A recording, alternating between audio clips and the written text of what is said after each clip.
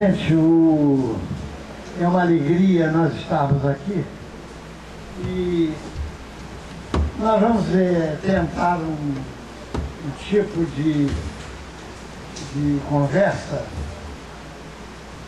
sobre os clássicos da literatura espírita que hoje estão esquecidos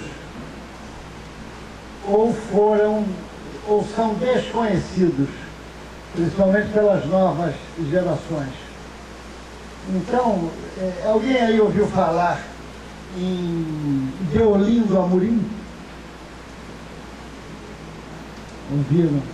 Alguém aí já leu Deolindo Amorim? 1, 2, 3, 4 pessoas. Então, não conhecem Deolindo Amorim. Bom, ele já foi no Eurípides fazer palestra. E o interessante, ele gostava muito do Eurípides. Ele era um homem culto, um homem simples, jornalista, funcionário do Ministério da Fazenda, aposentado, morava em Ipanema, jornalista, e ele criou o Instituto de Cultura Espírita do Brasil, que tinha suas reuniões. Hoje não existe. Se existe, é pouco conhecido no meio espírita. Ele fazia suas reuniões na antiga UDERJ, que é na Rua dos Inválidos, que é a federação estadual que trata do espiritismo do movimento do Estado.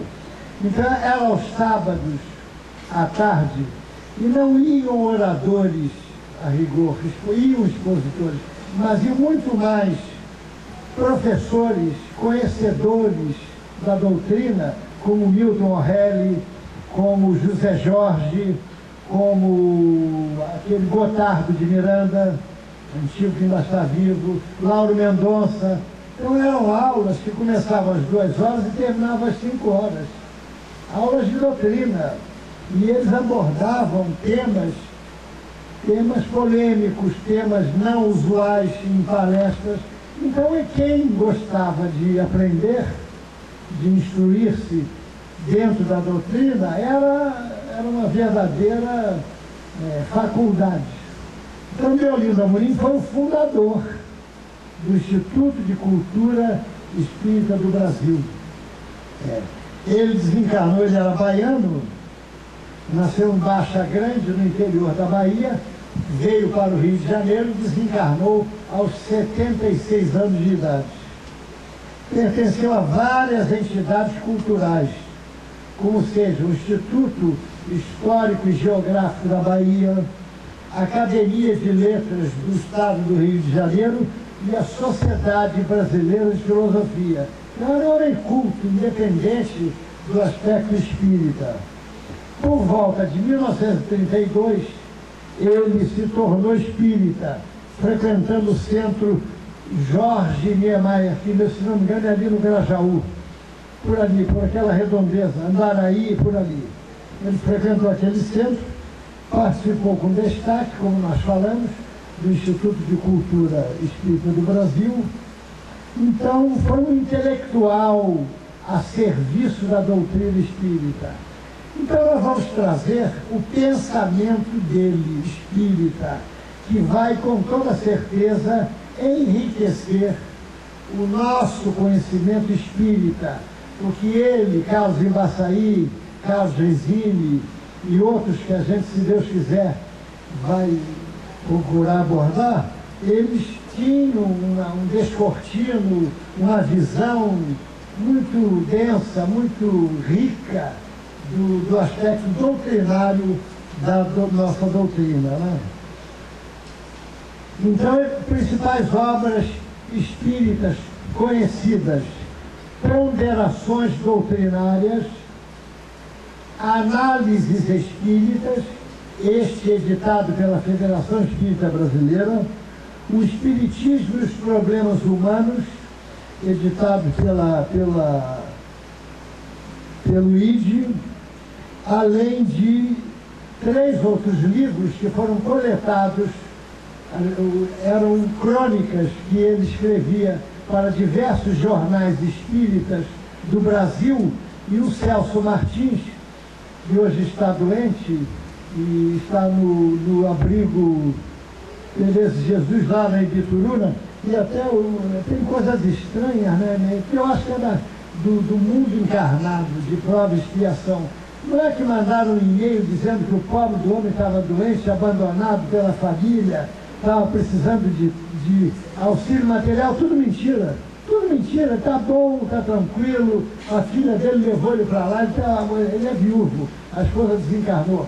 Então está muito bem tratado, o asilo espírita é de boa qualidade, ele perto do André Luiz, na rua Ibituruna. Então o Celso Martins coligiu o material para 3 livros que o Deolinda Amorim editou.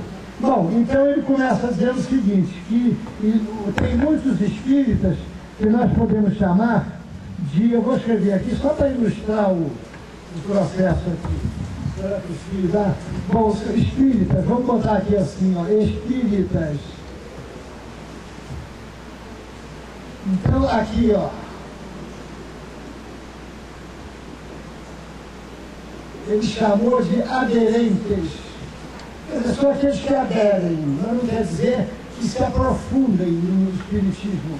Eles aderem, mas ficam por aí, eles não passam da adesão, vamos dizer assim, labial, ou de uma ou outra reunião pública, né?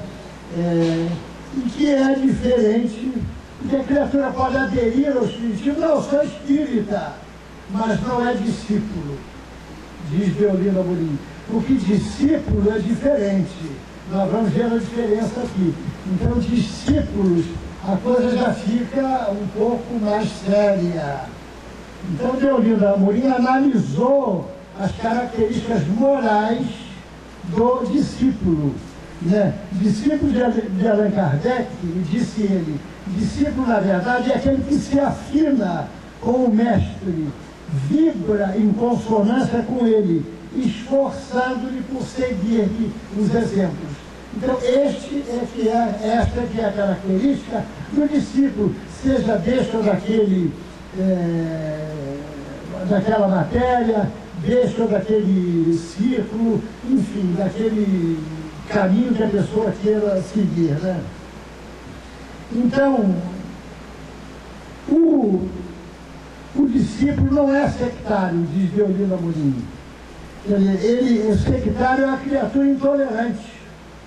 Ele vai aprofundando o conceito de discípulo.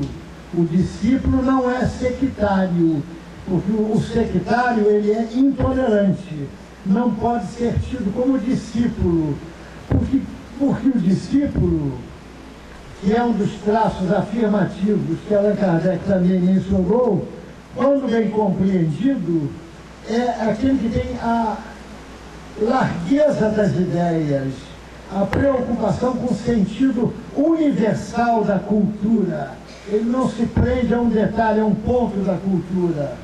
Então, no livro Ponderações Doutrinárias, ele fala sobre a explicação e a compreensão que o espírita deve ter.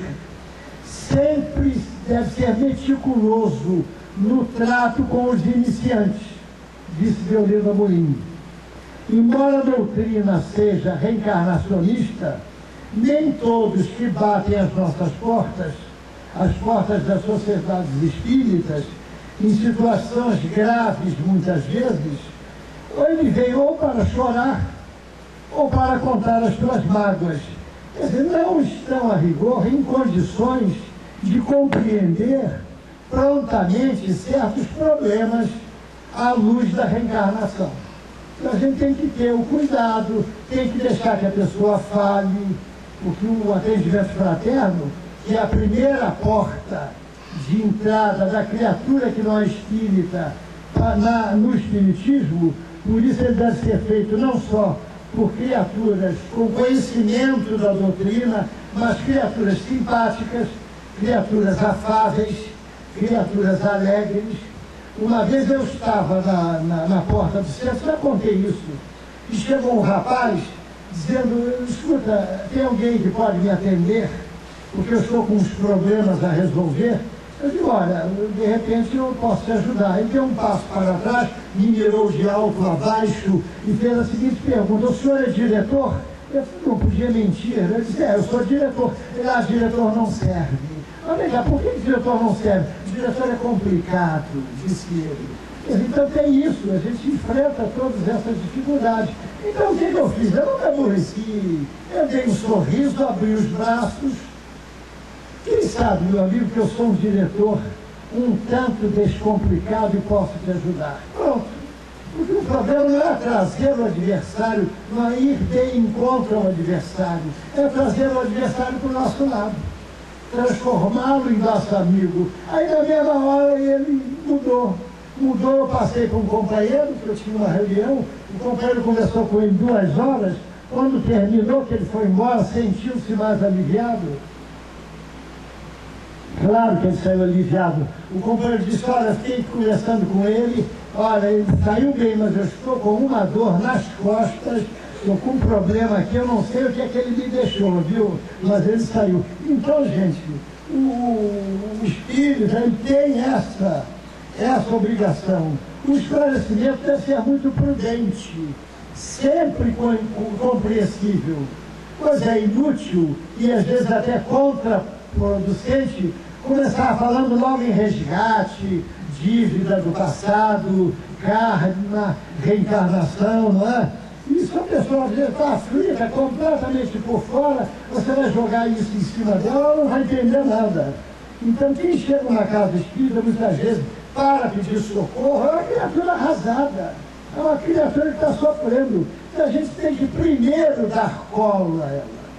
Não é consolador o espiritismo? Então primeiro é consolação.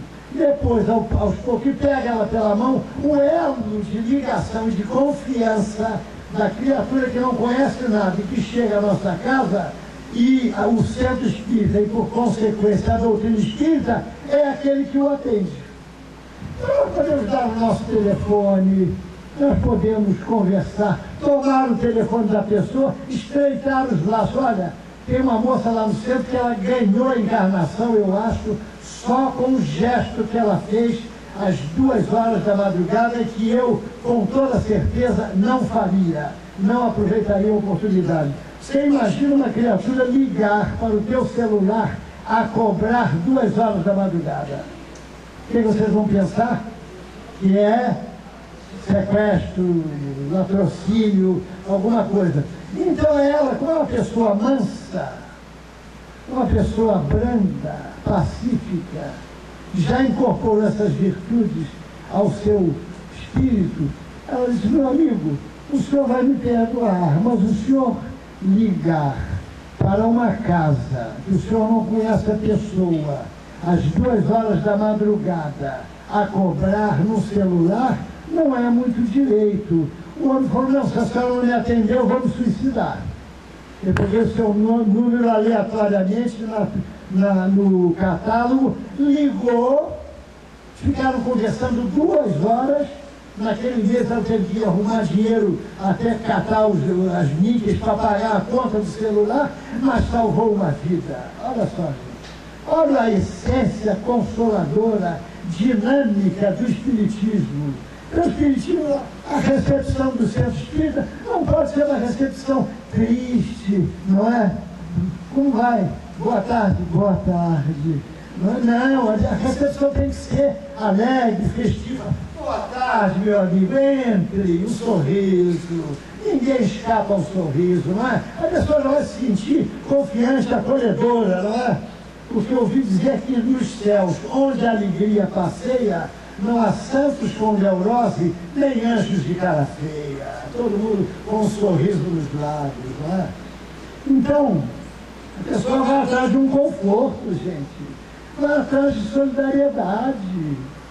Então a gente não pode aprender de pronto os ensinamentos espíritas. É um problema psicológico, né? Porque há explicações que até desorientam em vez de ajudar. Embora muitas vezes a pessoa seja bem intencionada, né?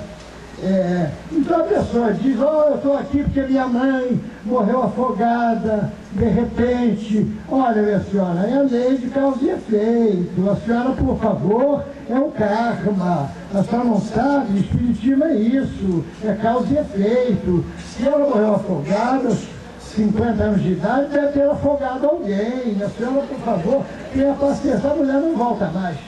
Vai para outro canto aí, menos para lá, né? Isso aí, gente, parece muito mais, disse Deolino Amorim, crueldade do que caridade. Não dá, né?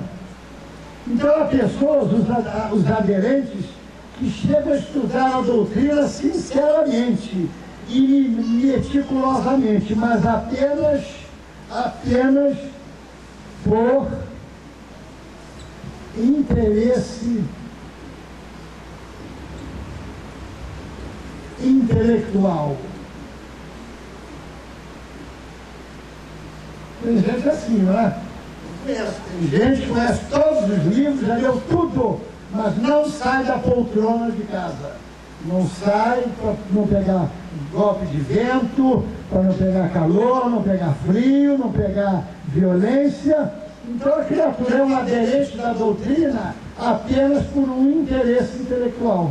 Ele só tem esse interesse, o interesse do conhecimento. E eles são os avarentos do conhecimento, segundo Emmanuel. É uma avareza também. A pessoa ter conhecimento e guardar para si, não distribuir, não dar aulas. É uma espécie de avareza, não é? Ou então a curiosidade transitória e vaga. Se é uma curiosidade transitória, ela não vai demorar muito tempo, né?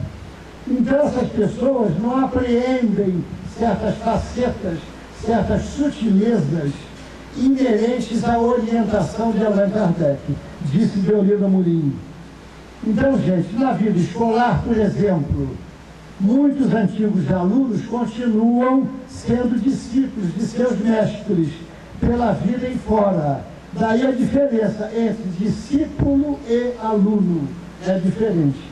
A condição de simples aluno é uma contingência, é uma formação intelectual ou profissional, ao passo que o discípulo, esse se forma aos poucos, pelas afinidades, pelos laços afetivos, que se criam e se consolidam pelo tempo dentro e fora da escola. Porque, olha, gente, os discípulos que Jesus, eles não foram a Jesus pedir para ser discípulo, não.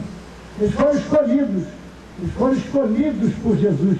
Teve um que quis ser discípulo, Jesus não aceitou. Deixou ele falando sozinho. O único, o último que ele chamou, quem foi? Qual foi o último que ele se chamou? Rita? Qual foi o último? Hein? Eu diria que não. Augusto, qual foi o último? Paulo de Tarso. Oh, ele não chamou? Ele não chamou? Você está contrariando a Bíblia? Ele chamou, ele foi lá em Damasco e chamou. Então, ele chamou para ser discípulo. Quero que ele seja meu discípulo e vou mostrar-lhe quanto ele irá padecer em meu nome. Ele não disse que ele ia se projetar pela mediunidade. Olha, Paulo tinha tanta mediunidade que um dia uma serpente venenosa mordeu. Sabe o que ele fez? Não só neutralizou o veneno da cobra, como matou o veneno de todas as cobras da região. Ele curava, ele freava os ventos, ele acalmava os mares. Como, gente? E foi escolhido. Jesus foi lá, apareceu diante do sol. O homem que estava do lado dele, me perdoe, Rita, mas ele foi escolhido. Hein?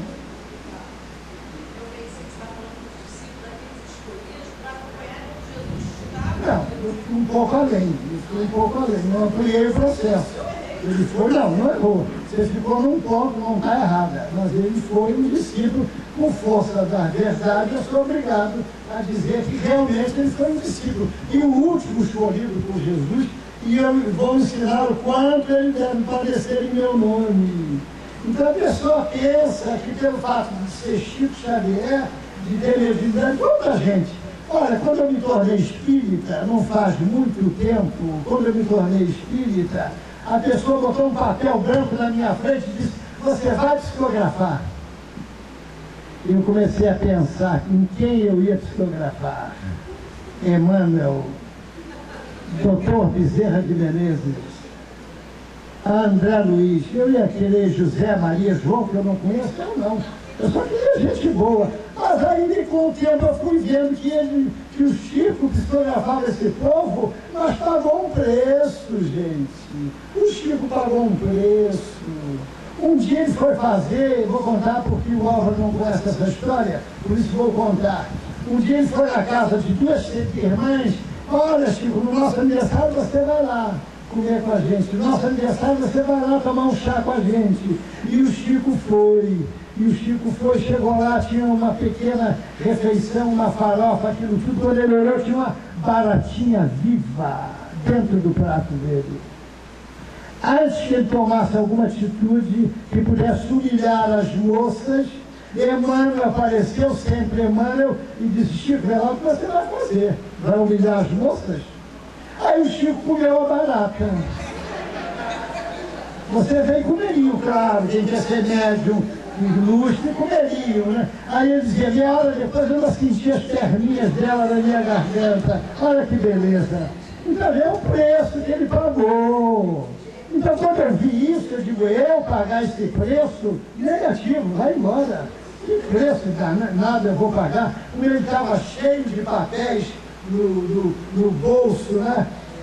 Aí o médico de efeitos físicos chegou 2 horas da madrugada, 2 da manhã, olhou. Pois é, eu parado, pensou, parado aqui igual um sapo, e o Chico sentado ali igual um sapo. Porque o povo ia dando retratos, cartas, papéis, lembranças, ele ia botando no bolso, desencarnado, tudo. No final da noite ele estava gordinho, estava cheio, né, redondo. Aí, igual um sapo. Aí quando ele chegou: como é que vai, Chico? Tudo bem? Tudo bem, meu filho, estou aqui sentado igual um sapo. Entendeu? Então o preço é esse, é um preço que a Rita paga, a Sônia, mas eu não vou pagar não. Deus é grande. Só em outras encarnações, né? Então, gente, dentre os discípulos de Allan Kardec, falou Deolinda Molim, 2 deles se distinguiram muito e sempre honraram, também vamos falar sobre eles, a memória de Allan Kardec: Gabriel Delany e Leon Denis, que também está um tanto esquecido das gerações, principalmente novas. Não vou perguntar quem já leu Leon Denis, nem quem leu Gabriel Delany aqui. Fiquem tranquilos, não vou perguntar. Eles se aproximaram do codificador quando eram moços. Um amigo do pai de Gabriel Delany, com 8 anos de idade, provando que o espírito sobrepõe-se à matéria, o amigo perguntou: o que você vai ser quando crescer? Eu vou ser médium igual a minha mãe. Minha mãe é uma médium espírita e honra o espiritismo. Olha só, gente, com 8 anos de idade, Gabriel Delany tornou-se um cientista. Tem livros aí: o espiritismo perante a ciência, a evolução anímica. Ele prova que uma semente tem a mesma substância química, biológica do carvalho, é a mesma de uma violeta. A mesma semente do eucalipto é a mesma de uma roseira. O que que muda? O que que faz uma ir para um caminho? O plano diretor. O plano diretor inteligente, diz Gabriel Delany, é que é aquela essência anímica que imanta a determinada semente que vai ser no carvalho 80 anos depois. Então, gente, a prova que todo efeito inteligente é precedido de uma causa inteligente, como Kardec falou exaustivamente. Olha só, o Descortino de Deolinda Molim, analisando a literatura mediúnica: não devemos aceitar nem rejeitar sistematicamente tudo quanto vem do alto. Uma palavra ponderada, uma palavra de bom senso, não é? Uma palavra de quem conhece, tranquilo. A respeito de livros e mensagens do além, disse ele, há duas posições que nos parecem muito sistemáticas, sendo inconvenientes. Há os que repelem qualquer mensagem, qualquer trabalho mediúnico, quando não conhecem o grupo, o ambiente onde a mensagem foi recebida. E há os que aceitam tudo, sem exame, sem crítica, apenas porque vem do alto. Exageros de parte a parte, não é? Não aceitar radicalmente as mensagens, como aceitar todas as mensagens incondicionalmente. O equilíbrio, já disse o filósofo, o equilíbrio está no meio, não está nas pontas. Então, isso é que nós precisamos ver, olha. Os livros, falando sobre os livros. Ah, não, Kardec é superado. Chico é superado. Eu quero novidade. Eu estou atrás de novidades, romances, livros novos. Tem tanta médium boa aí, está na lista dos best-sellers. Mas vai ver o conteúdo, vai ver o conteúdo. Então, gente, os livros são como as amizades.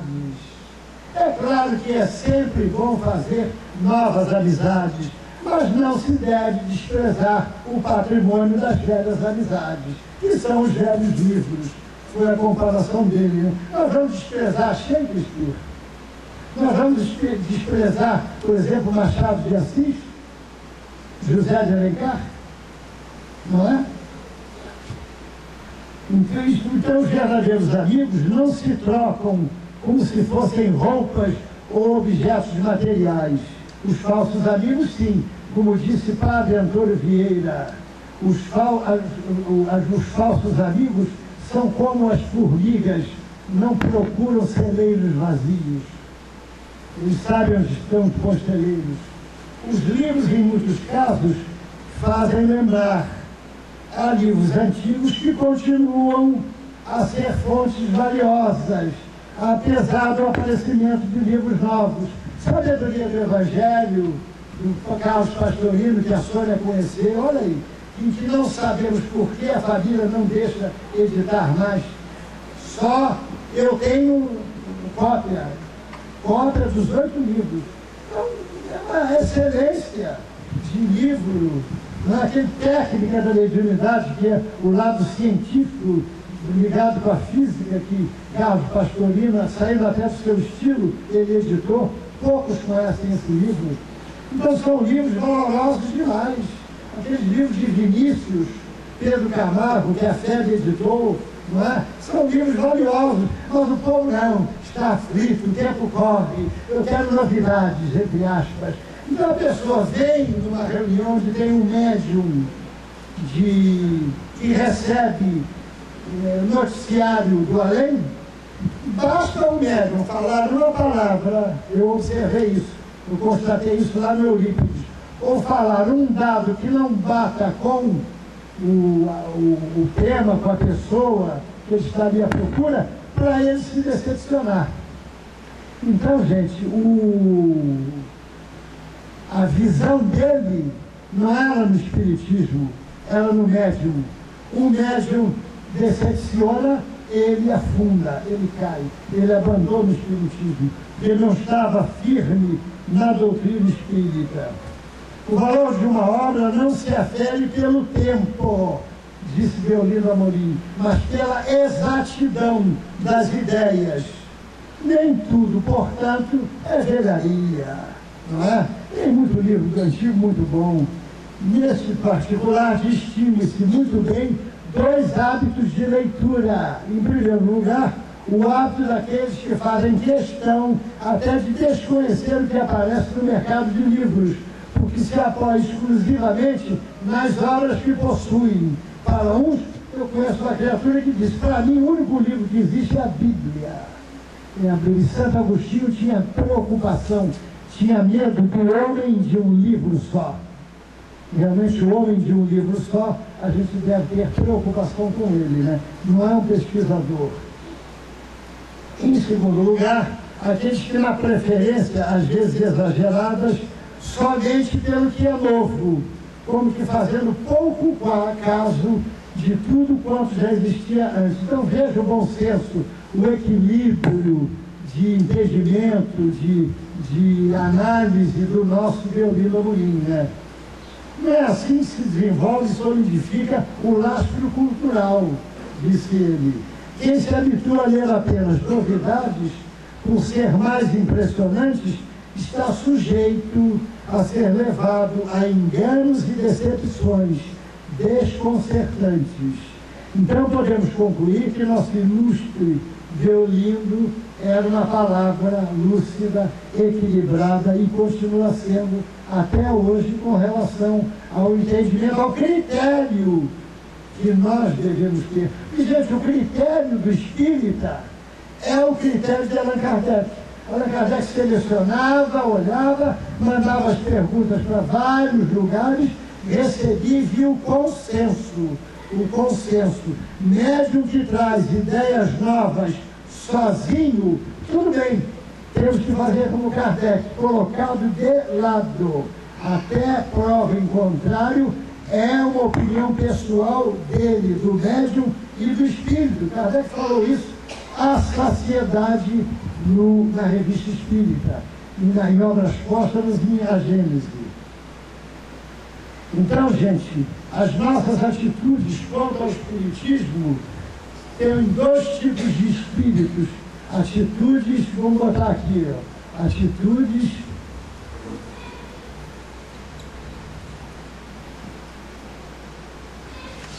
operante e contemplativa. São duas atitudes que o espírito pode tomar. Ou ele é operante ou ele é contemplativo, né? Então, o operante é aquele que exercita o aspecto crítico, o processo crítico, procurando filões novos, fazendo confrontos, enriquecendo cada vez mais as suas observações, as suas aquisições e, por fim, extraindo lições para a vida. É uma atitude dinâmica. Agora, o contemplativo é aquele que se contempla plenamente com a pura admiração. Ele admira, ele até se emociona com as solenes declarações de fé, muitas vezes extasiando-se com as comunicações mediúnicas, mas não dá um passo sequer para sair do círculo acanhado das ideias e dos hábitos antigos. Não consegue sair. Ficam apenas no deslumbramento, mas não absorvem o bem legítimo, o pensamento reformador. É uma atitude inoperante. Estão sujeitos a caírem nos desvios de sentimento, causando muitos prejuízos entre nós. Então, olha só, atitudes que o contemplativo, o inoperante toma. Olha a atitude que ele toma. Idolatria. Antigamente a gente idolatrava santos de pedra. Hoje, como viemos do catolicismo e outras encarnações, nós idolatramos os médiuns. É muito difícil o espírita que rodeia o médium tratá-lo como o homem que abre a porta do centro e que varre o centro para receber a gente. Tratar da igual maneira é muito difícil. Trata com deferência, com diferença. Adoração aos guias, idolatria, adoração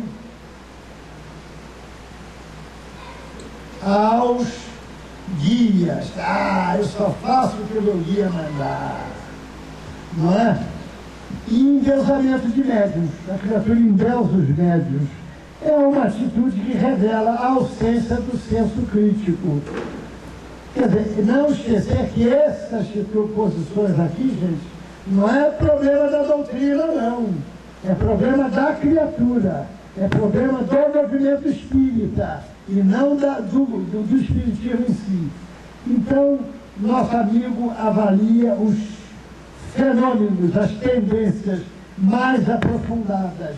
Vou precisar apagar.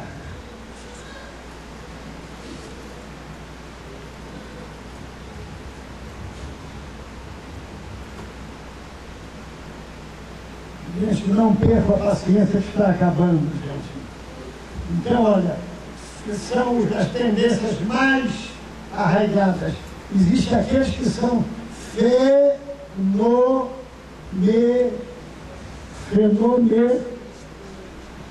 fenomenistas.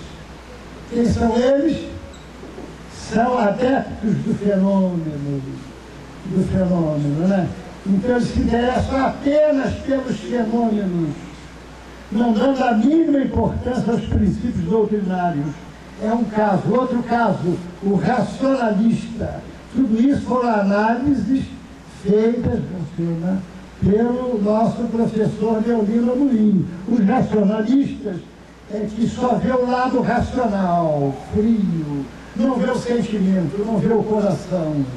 Dentro de um processo rigoroso, lógico, mas não se preocupa com a parte sentimental ou com as consequências dos ensinos. E tem, por fim, o devocionista.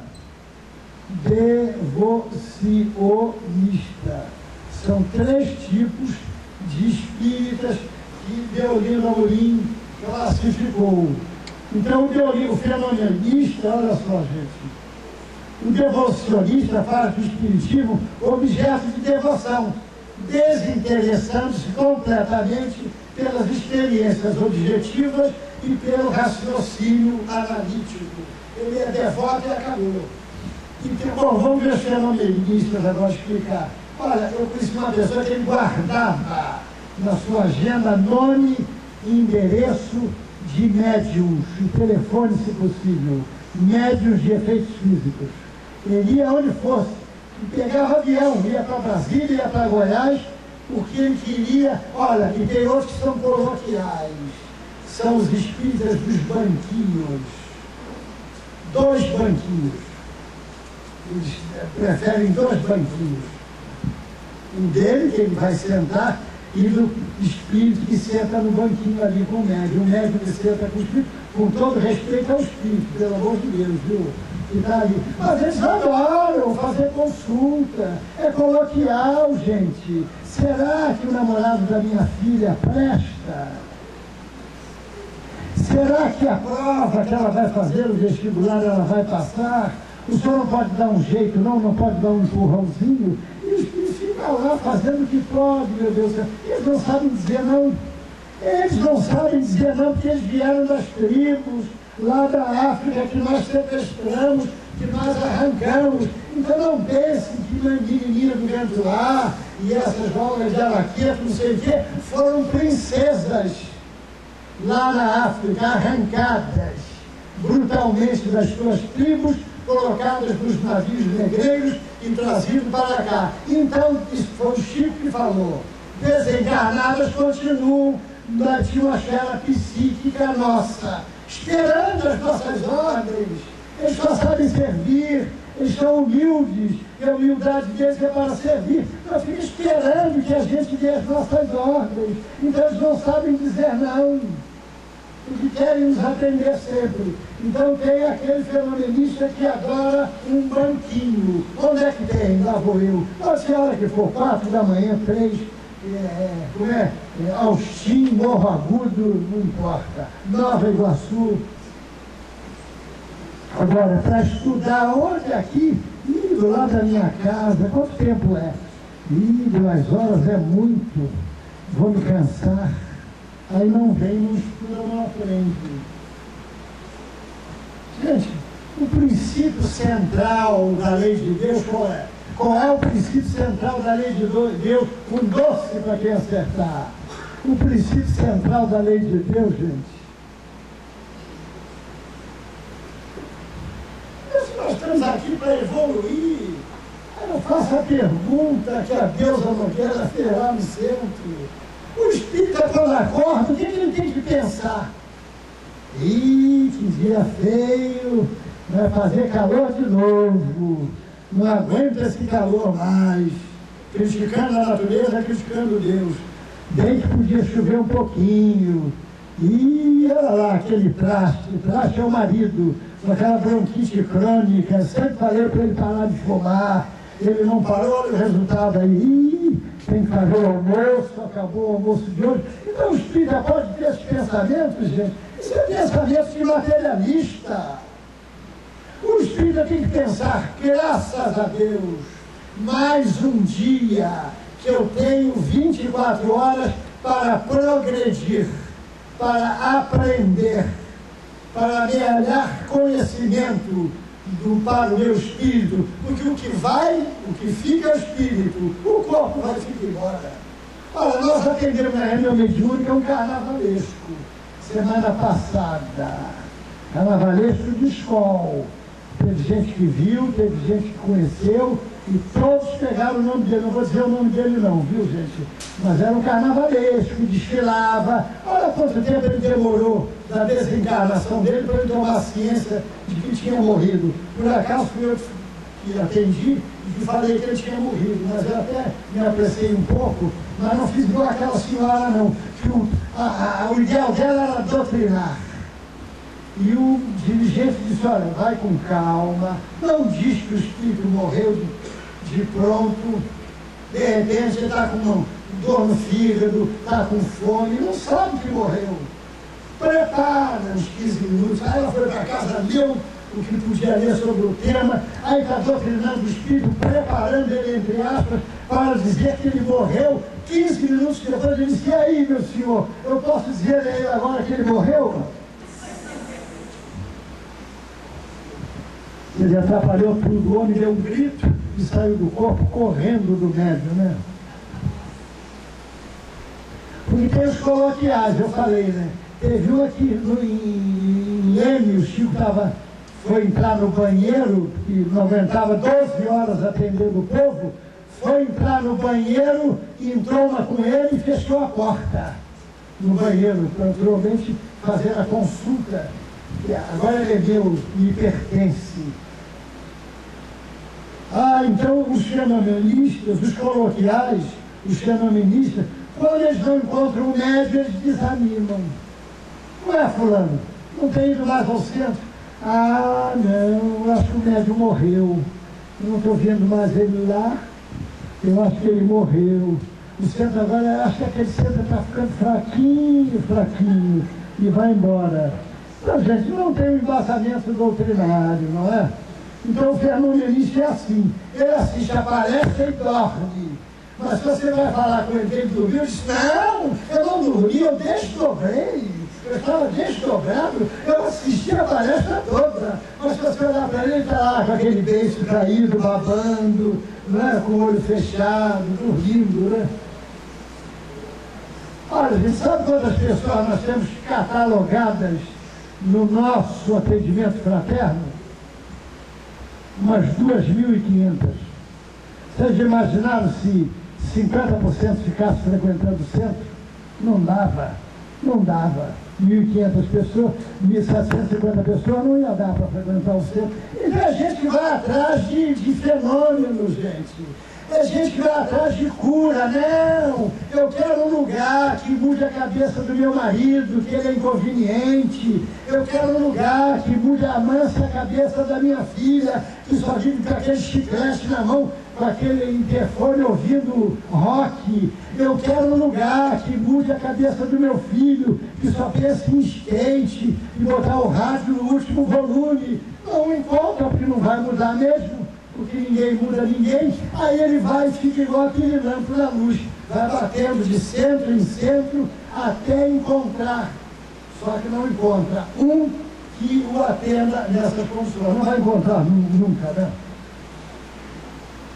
Allan Kardec, confirmando o que Deolino Amorim disse, classificou os fenomenistas de experimentadores.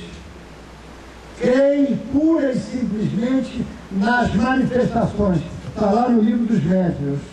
Para eles o espiritismo é apenas uma crença, uma ciência de observação, uma série de fatos mais ou menos curiosos, não mais do que isso. Na conclusão do livro dos Espíritos, no livro 6, Kardec assinala: faria uma ideia bem falsa do espiritismo quem julgasse que ele aure a sua força na prática das manifestações materiais e que assim, entravando essas manifestações, pode-se miná-lo na sua base. Ao contrário, sua força está na sua filosofia, no apelo que faz à razão, ao bom senso. Ele se destaca das outras religiões porque não é obra de um homem. Ninguém pode apresentar-se como seu criador, pois ele é tão antigo quanto a criação. E os racionalistas, terminando, são aqueles que se acham donos da verdade, entre aspas. São os donos da verdade. Eles sabem tudo, são implacáveis, são sistemáticos e se ressentem da falta de claridades espirituais para outros ângulos da doutrina. Gente, a ciência não prova a existência do amor, prova. A ciência prova, através de testes, que o amor existe? Não prova. E, no entanto, o amor existe. A ciência não prova a existência do ódio, prova. E, no entanto, o ódio existe. Então é isso que o racionalista não consegue entender. E Kardec conclui que 10 pessoas completamente novatas no assunto que assistam a uma sessão de experimentação, ainda que das mais satisfatórias, 9 sairão sem estar convencidos. Olha aí, gente. Kardec falou isso. E algumas mais incrédulas do que antes, por não ter as experiências correspondido aos que esperavam. E terminando, vamos terminar com umas palavras de Deolino Amorim.